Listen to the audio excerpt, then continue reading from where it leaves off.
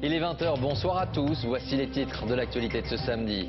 Le signal d'alarme de l'industrie pétrolière, outre le coût du mouvement dans le port de Marseille, c'est la question de l'approvisionnement des stations-service qui est désormais évoquée.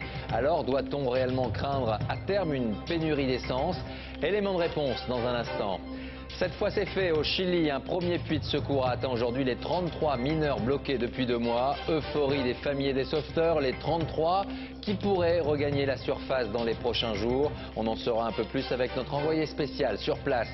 L'image politique du jour, c'est celle de Ségolène Royal qui a remplacé au pied levé la première secrétaire souffrante, et cela devant la convention du Parti Socialiste. Une image et des mots, à ses yeux, je cite, Martine est irremplaçable.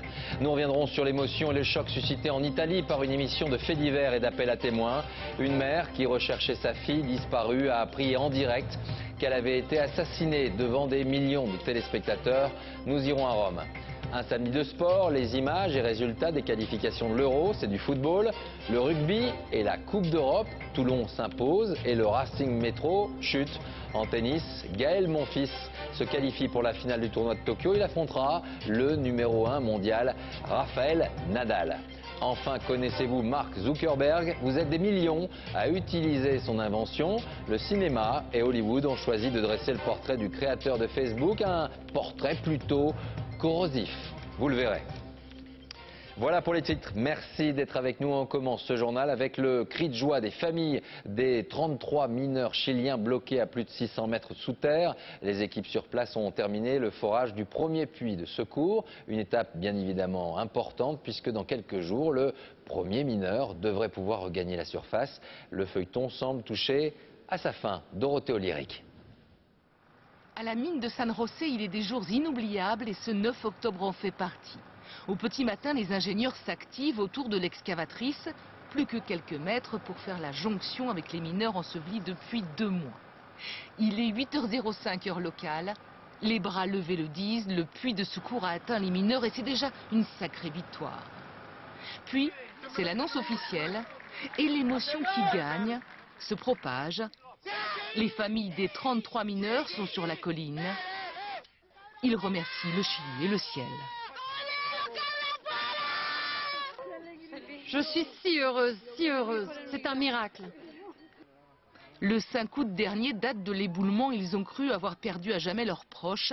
Alors aujourd'hui, l'émotion submerge les familles. Je vais retrouver mon fils, plus que quelques jours, et je pourrai enfin le serrer dans mes bras. La prochaine étape, c'est la descente de cette nacelle pour aller chercher les mineurs un à un. Avant cela, il faudra consolider une partie du puits de secours avec ces tubes d'acier qui arrivent tout juste sur le site. Mais l'état des parois semble très bon et le sauvetage pourrait débuter rapidement, peut-être dès mardi comme l'avaient annoncé les autorités chiliennes. En premier descendront 2 secouristes pour ensuite gérer le sauvetage des 33. Les plus résistants physiquement remonteront en dernier. En moyenne 1 heure pour chaque mineur.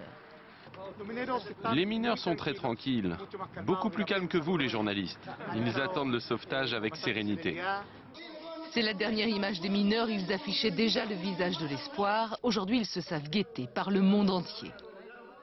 Et on retrouve sur place en direct la correspondante de RFI, Claire Martin. Bonsoir Claire, merci d'être avec nous ce soir. La question que tout le monde se pose, bien évidemment, c'est celle de savoir quand ces 33 mineurs, eh bien, vont-ils pouvoir commencer à remonter vers la surface? Bonsoir Laurent, effectivement c'est la question ici que tout le monde se pose, aussi bien les familles que les journalistes. En fait, tout dépend du puits, c'est-à-dire le puits est-il entièrement solide ou est-ce qu'il y a des zones plus friables?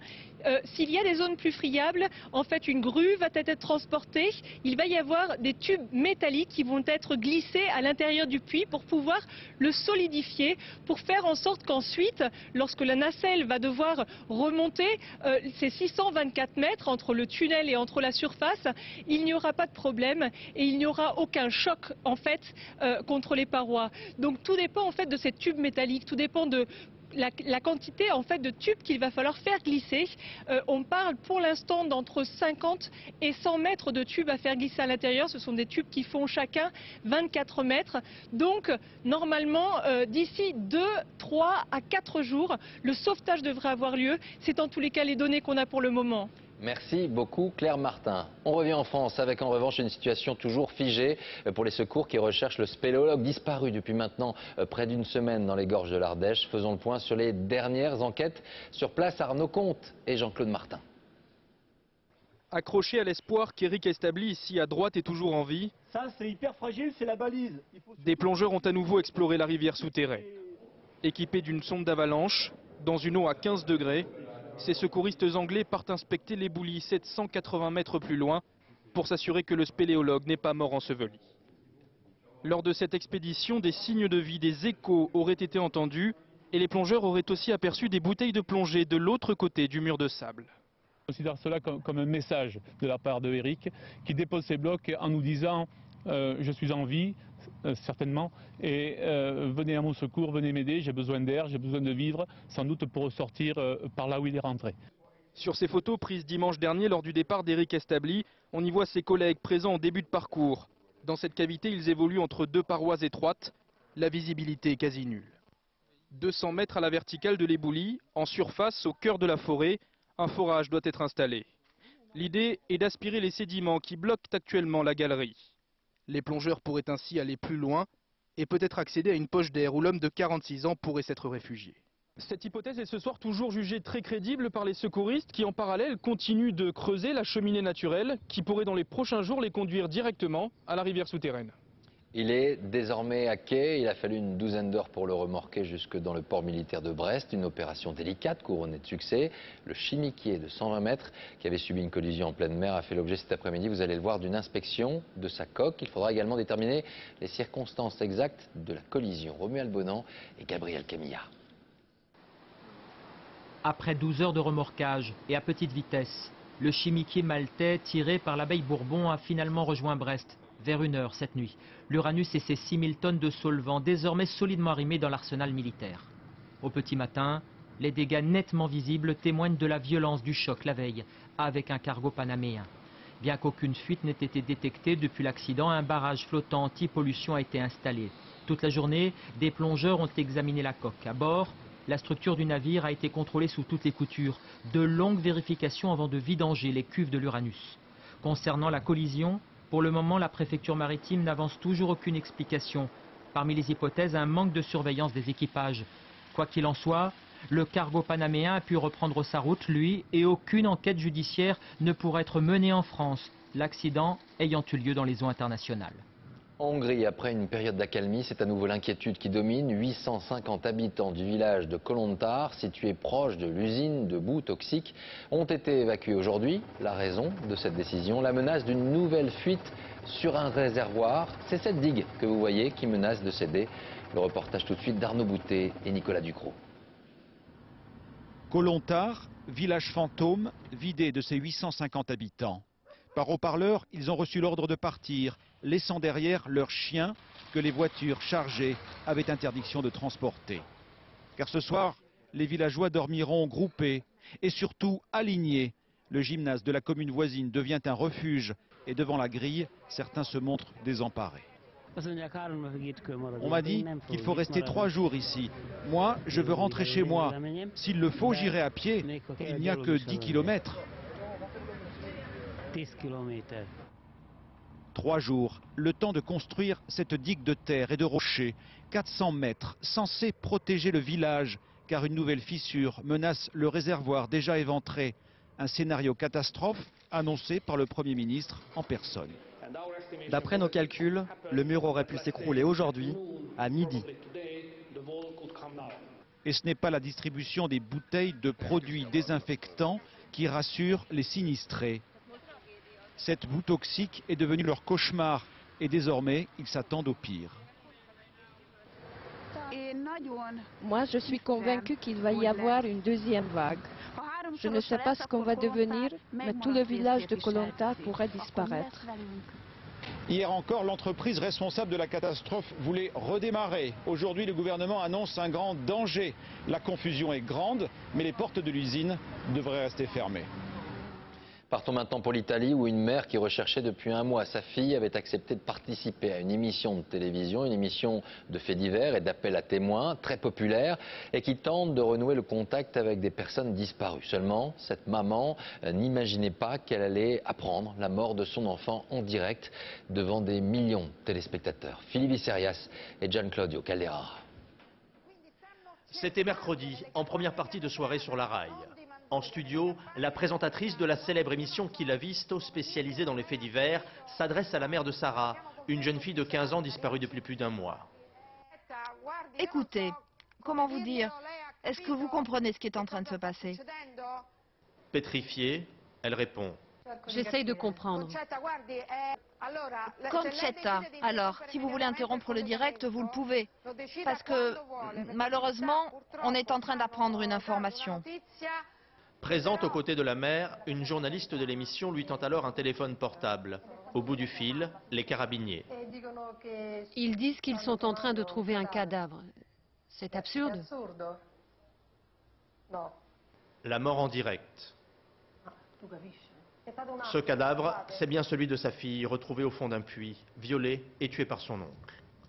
Cette affaire a fait les gros titres de la presse italienne qui a stigmatisé les 40% d'audience obtenus par la Rai ce soir-là, devant une opinion publique partagée entre dégoût et fascination. Ils se sont retrouvés en difficulté. Moi, j'aurais interrompu et envoyé la pub. C'est inhumain. Malheureusement, en Italie, nous sommes habitués à bien pire. La présentatrice de l'émission, elle, a tenu à se justifier. J'aurais pu interrompre le direct. Pour cette dame, ça n'aurait rien changé, parce qu'elle se serait trouvée de toute manière face aux journalistes en sortant de la maison. Cet après-midi, toutes les chaînes de télévision ont suivi parfois en direct les obsèques de Sarah dans son village du sud de l'Italie. Ultime développement d'un fait divers qu'elles ont suivi minute par minute. Alors on l'a vu, l'affaire fait scandale. On va retrouver tout de suite Philippe Visserias. Bonsoir Philippe, vous êtes à Rome. Alors on s'interroge bien sûr en Italie. Est-ce que cette terrible séquence a été délibérément mise en scène par l'émission ? Eh bien, ce sont en tout cas des accusations que lance ce soir une partie de la classe politique italienne et l'Église italienne qui disent on a voulu là faire un scoop sans aucun scrupule et qui dénonce une dérive de la télévision en Italie. Alors, les responsables de l'émission rejettent ces accusations. Ils disent d'abord qu'ils ne sont pas les premiers à avoir médiatisé ce fait divers et que depuis un mois, la mère de la victime elle-même a sollicité les médias à plusieurs reprises pour lancer des appels à témoins et c'est ce qu'elle s'apprêtait à faire ce soir-là en direct. Alors, ils reconnaissent néanmoins qu'ils ont eu des difficultés au moment d'annoncer la mort de cette jeune fille lorsqu'ils ont appris l'information. Pourtant, c'est une émission, Laurent, qui est très célèbre en Italie, qui existe depuis 20 ans et qui travaille en étroite collaboration avec les carabiniers. Mais vous savez, ce qui choque également ce soir, c'est que tout cela a été diffusé sur la télévision publique, la Rai, et notamment la Rai 3, qui est la chaîne réputée la plus indépendante et la plus sérieuse dans un paysage politique qui fait souvent ici, dans le spectaculaire. Merci Philippe Visserias en direct de Rome. En France maintenant, cela fait donc 13 jours que le port de Fos-sur-Mer est en grève. Un conflit du personnel qui a pour conséquence le blocage d'une cinquantaine de navires, dont 40 pétroliers au large de Marseille. À cela, il faut ajouter le blocage des terminaux pétroliers. Et désormais, ce sont les raffineries qui pourraient se retrouver au chômage technique. Alors doit-on craindre à terme une pénurie d'essence dans les stations-service sur le continent, comme en Corse, aujourd'hui, sur place Stéphane Despinois et Benoît Jourdan. Le pétrole n'arrivera pas à terre, il reste dans les cuves de ces pétroliers. Une quarantaine de tankers amarrés non loin des terminaux de Fos et Lavera. Après 2 semaines de blocage de ces ports pétroliers, les stations-service n'ont pas encore de problème d'approvisionnement. On pourrait croire que certains automobilistes font déjà des stocks, mais non. Je fais le plein pour mon bateau, qui est un bateau à moteur. J'en ai vraiment besoin, mais j'en mettrai plus que d'habitude, c'est sûr. Je fais le plein parce que je suis à sec. Ce week-end, la raffinerie Total de la Med va se mettre à l'arrêt. Elle n'a plus de pétrole brut à raffiner. Jusqu'ici, les dépôts de carburant ont été approvisionnés. Mais pourront-ils alimenter encore longtemps les stations-service ? Il n'y a pas de risque de pénurie dans l'immédiat, mais on pense qu'on commencera à avoir des problèmes localisés d'ici une dizaine de jours dans la zone qui est approvisionnée par le port de Marseille, qui va de Marseille à Lyon, à Strasbourg. Mais ce sont des problèmes dans certaines zones. Après la grève et le blocage des terminaux pétroliers, le mouvement devrait s'étendre mardi à l'occasion de la grève reconductible contre la réforme des retraites. Agents du port, salariés des raffineries, contre la réforme des retraites ou celle du port, ils veulent provoquer la pénurie d'essence pour se faire entendre. On voit que le gouvernement reste campé sur ses positions et qu'il n'y a pas d'autre issue pour les salariés et les citoyens de se faire entendre au travers d'une mobilisation de masse et au travers d'un rapport de force qui soit suffisamment fort. Selon le patronat, le blocage du port a déjà entraîné un manque à gagner de 20 millions d'euros. Alors pas question d'accepter maintenant la panne sèche. Il faut que l'État prenne ses responsabilités et il faut peut-être qu'il mette la police ou l'armée pour assurer que les pétroliers puissent approvisionner l'ensemble de la population. La semaine qui vient sera donc décisive. Selon le succès de la grève reconductible, on saura si le spectre de la pénurie s'éloigne ou non. L'image politique du jour maintenant, celle de Ségolène Royal qui a remplacé Martine Aubry, qui est toujours souffrante pour la convention socialiste qui se tenait au CNIT à la Défense. Et cela en présence de tous les ténors du parti. L'ex-candidate à la présidentielle qui a été accueillie chaleureusement et elle a très vite tenu à signaler en une petite phrase sa fidélité à la première secrétaire. On l'écoute. D'une certaine manière, pour remplacer Martine Aubry. Ah non, Martine est irremplaçable. Je suis là, voilà, dans le débat général sur l'international. Et je souhaite à Martine un bon rétablissement surtout. Le Conseil constitutionnel a donc finalement validé en fin de semaine la loi interdisant le port de la burqa et du niqab dans les lieux publics. Parallèlement à cette information, une affaire replace le voile simple et non intégral au cœur de l'actualité. Une ex-salariée d'une crèche d'une cité de Chanteloup-les-Vignes dans les Yvelines vient d'intenter une action judiciaire contre l'établissement dans lequel elle travaillait au motif qu'elle exige de pouvoir porter un voile. Laetitia Legendre, Philippe Maire. Elle fait ses preuves depuis bientôt 20 ans. La crèche associative Babylou, ouverte 7 jours sur 7, 24 heures sur 24, qui permet à des salariés du quartier aux horaires décalés de faire garder leurs enfants. Ma femme travaille en horaire décalé également, donc c'est plus que vital pour nous d'avoir cette crèche. Et pourtant son avenir est incertain. Il y a 2 ans, la directrice voit arriver son adjointe voilée, refusant de changer de tenue pour s'occuper des enfants.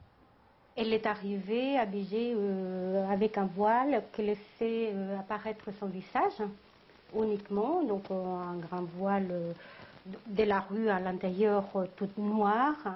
La salariée voilée est alors licenciée. Elle porte l'affaire devant les prud'hommes et saisit la haute autorité de lutte contre les discriminations qui lui donne raison.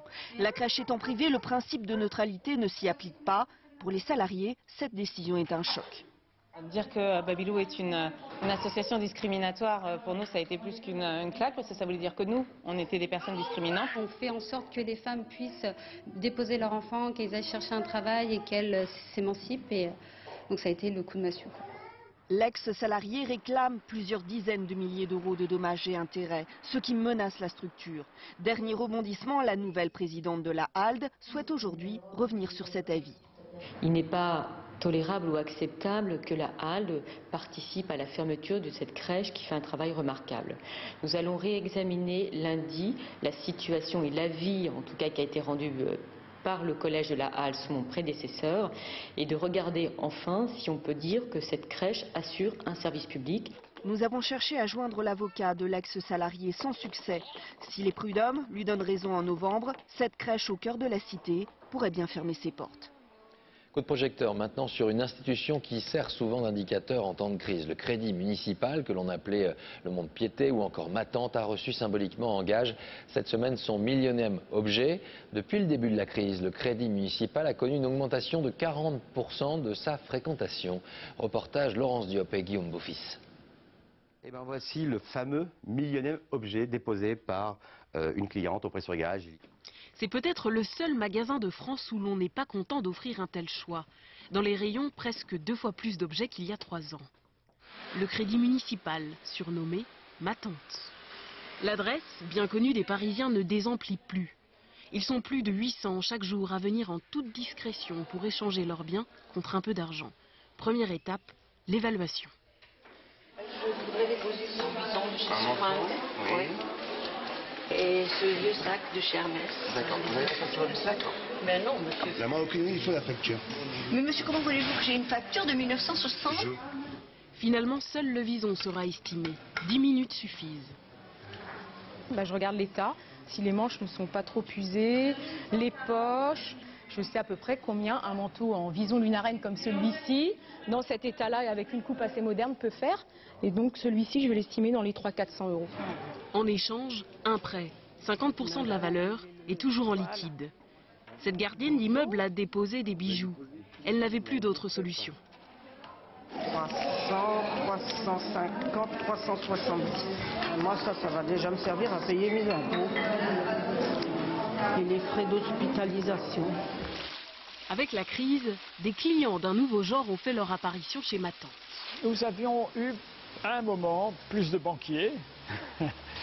C'était le moment où on avait supprimé les bonus et ils venaient pour pouvoir payer l'impôt, parce qu'ils payaient l'impôt avec les bonus. Et ils nous amenaient des petits tableaux, des petites choses comme ça. Voilà. Au bout d'un an, les objets sont vendus aux enchères, sauf si leurs propriétaires paient des frais de garde ou viennent les racheter. C'est presque toujours le cas. Et parfois, c'est vraiment un soulagement. Et voilà, c'est quand même mieux. À l'étranger, en bref et en images, 29 camions de l'OTAN ont été incendiés ce matin par des assaillants armés dans le sud-ouest du Pakistan. Il s'agit de la 6e attaque de ce genre en seulement une semaine. Les talibans pakistanais affiliés à Al-Qaïda avaient précédemment revendiqué ces différentes attaques de carburant destinées aux forces internationales. Et puis autre image, aujourd'hui, celle de l'incendie causé par une explosion d'origine inconnue sur un ferry en mer Baltique. Les 200 passagers du bateau battant pavillon lituanien ont été évacués. Une vingtaine d'entre eux ont été légèrement blessés. Il est 20h19 à suivre. Dans un instant, la question conso du jour concerne un objet culte, la basket, et dans tous ses états. Elle est plus que jamais un signe de reconnaissance pour toute une génération, mais tout cela a un prix, vous le verrez. Un samedi de sport avec du rugby et la Coupe d'Europe, du tennis, et Gaël Monfils retrouvera Raphaël Nadal en finale à Tokyo. Et puis du football et les qualifications pour l'Euro. Enfin, Mark Zuckerberg, le fondateur de Facebook, suscite toutes les passions et les critiques également. Un film lui est consacré et l'arroseur est arrosé. Explication tout à l'heure. Mais avant cela, l'une des conséquences du durcissement de la réglementation sur la nationalité. Conséquence étonnante avec des Français qui se retrouvent parfois confrontés à des situations kafkaïennes pour obtenir le simple renouvellement d'une carte d'identité ou d'un passeport. Tout cela mérite bien quelques explications. Karine Comazzi et Tristan Lebras.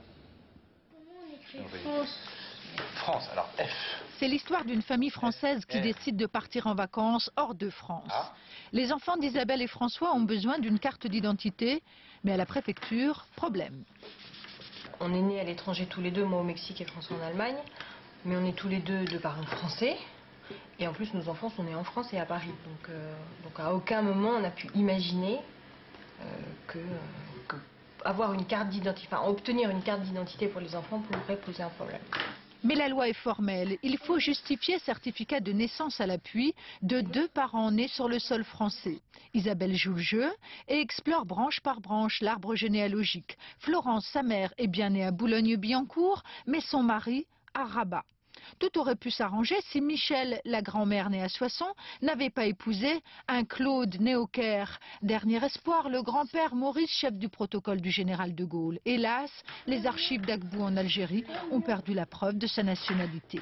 Depuis février dernier, la médiatisation de cas similaires a conduit le gouvernement à rédiger cette circulaire. Désormais, une carte d'identité ou un passeport suffisent pour prouver la nationalité. Et là, on me rend la circulaire de manière pas très aimable et on m'explique que de toute façon, la circulaire n'est pas valable. Et donc je comprends pas, puisque la circulaire est signée par les ministres qui ont rédigé cette circulaire. Je rentre dedans et pourtant, je suis quand même obligée de fournir ces certificats. Isabelle et François alertent alors cette sénatrice UMP chargée précisément des Français de l'étranger. Sans son intervention, ils attendraient encore. C'est vrai que ce sont des situations qui sont un peu ubuesques. On se demande quelle est la logique de ce qui paraît parfois comme un acharnement administratif. Alors, outre l'acharnement, il y a aussi l'incohérence administrative. Louisa en a fait l'amère expérience. Au bout de 35 ans, on me demande de justifier la nationalité française. Donc je pose la question, on me dit c'est comme ça. Ses parents, nés en Algérie française, s'installent en Ariège en 48. Louisa, née française, à condition de confirmer ce choix, ce qu'elle fait en 74, devant le tribunal de Foix. Et 35 ans après, alors qu'elle vit à Pontoise, le tribunal de ce département ne lui reconnaît plus cette nationalité. En janvier dernier, nous l'avions rencontrée, elle n'avait aucun papier. Depuis, la préfecture lui a donné carte d'identité et passeport, mais pour la représentante de la justice, cela ne change rien. Vous n'êtes pas française, vous n'avez jamais été française. Je dis, mais attendez, quand je lui ai expliqué, je ne comprends pas. Et elle me dit, je lui dis, je l'ai fait à Foix. Il y a des écrits, il y a des preuves. Elle m'a dit, mais vous êtes simplement une erreur administrative.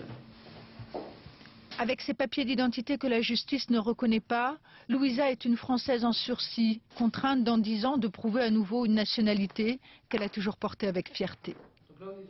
Il est à l'origine du réseau social le plus connu au monde. Facebook a convaincu un demi-milliard de personnes à travers la planète. Mais alors comment est née cette idée signée Mark Zuckerberg? C'est ce que nous raconte un film qui sortira mercredi en France sur les écrans. Et le portrait de ce jeune Américain de 26 ans est, vous allez le voir finalement, assez peu flatteur. Julien Beaumont. Facebook, une success story à l'américaine. Il y avait le livre, voici le film. David Fincher retrace les débuts de ce site créé à Harvard. J'ai besoin de l'algorithme que tu utilises pour classer les joueurs d'échecs. Ça va, t'es sûr? On classe des filles.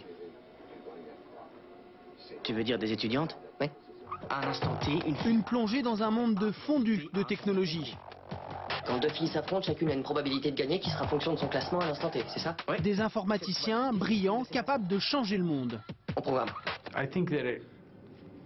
Je pense que cela ne pouvait venir que d'un environnement étudiant, des grandes écoles aussi, des personnes chez qui la communication, c'est avant tout le partage de ce que l'on fait, ce que l'on aime, où l'on va. C'était intelligent. Ils ont créé un besoin, une solution pour y répondre.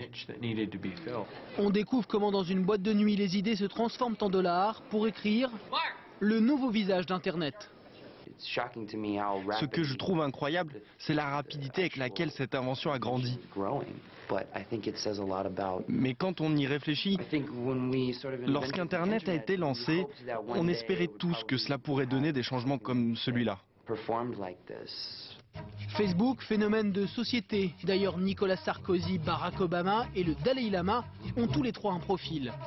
Facebook, le site sur lequel les Américains passent le plus de temps chaque mois. Un succès bâti en 6 ans par Mark Zuckerberg, le patron de Facebook. Un PDG qui limite ses apparitions.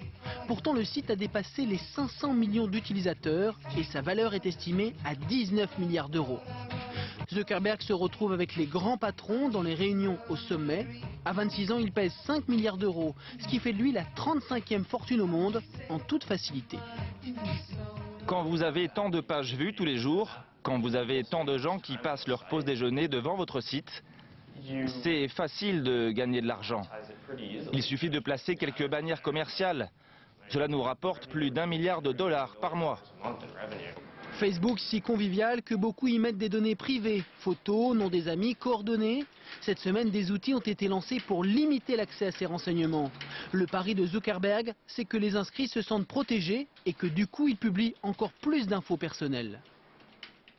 Et à 26 ans, Mark Zuckerberg a toujours l'âge de porter des baskets. Cette chaussure a traversé les dernières décennies pour aujourd'hui peut-être connaître son apogée. Elle bat tous les records de vente, constitue un marché extrêmement concurrentiel. L'objectif des marques, devenir la référence pour les plus jeunes. Et dès lors, c'est le jackpot, un produit de consommation de masse qui peut atteindre parfois des prix impressionnants. Alors la basket à portée de toutes les bourses, c'est la question qu'on saute ce samedi. Signé Françoise Vallée et Christophe Quinck.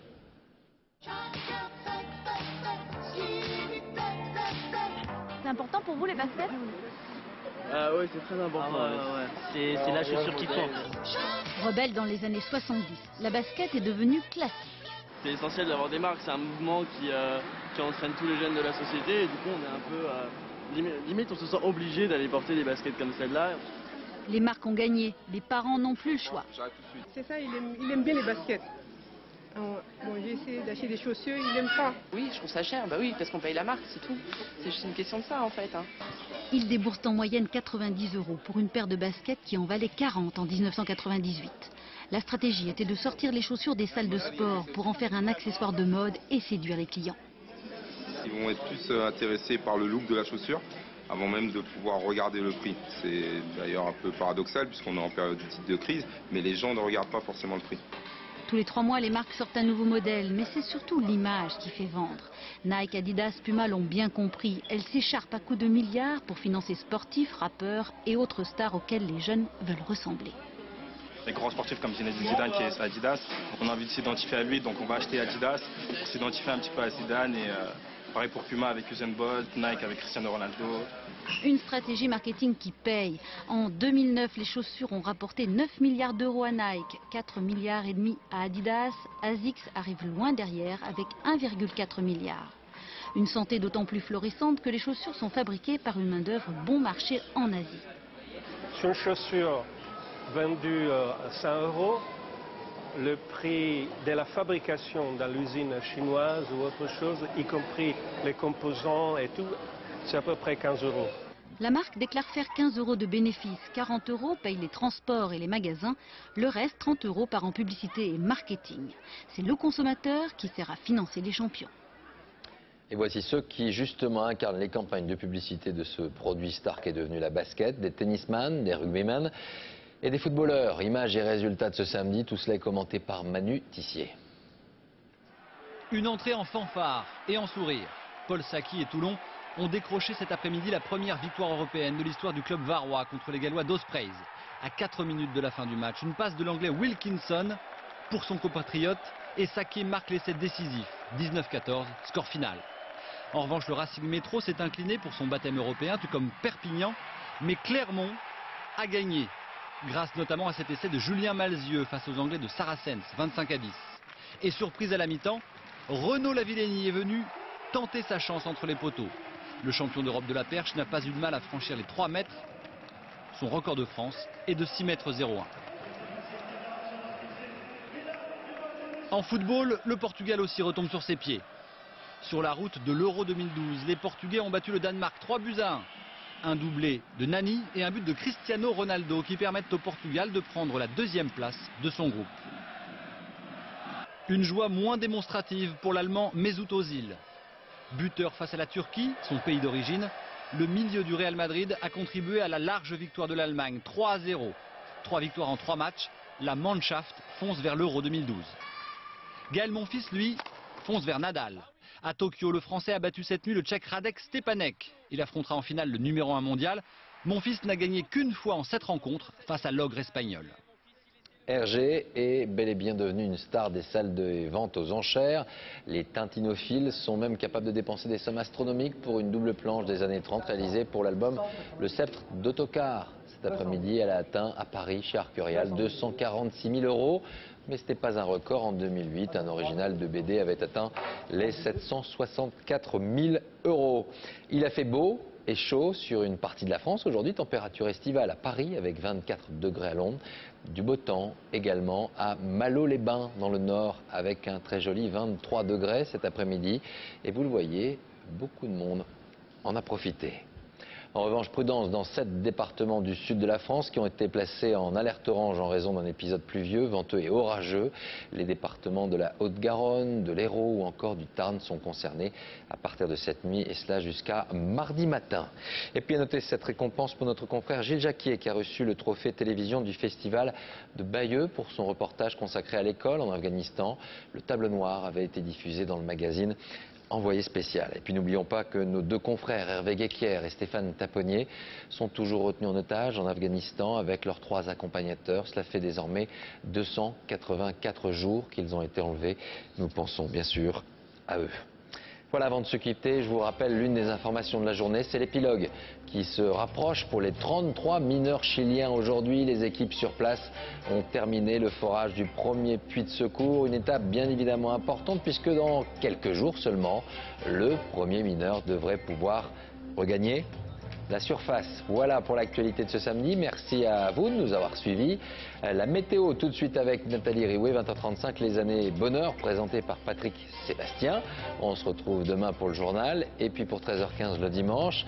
Notre invité politique demain, le ministre de l'immigration, Éric Besson. Demain soir, notre invité cinéma, c'est Christine Scott Thomas à l'occasion de la sortie du film. Elle s'appelait Sarah. Passez une très belle soirée et à demain.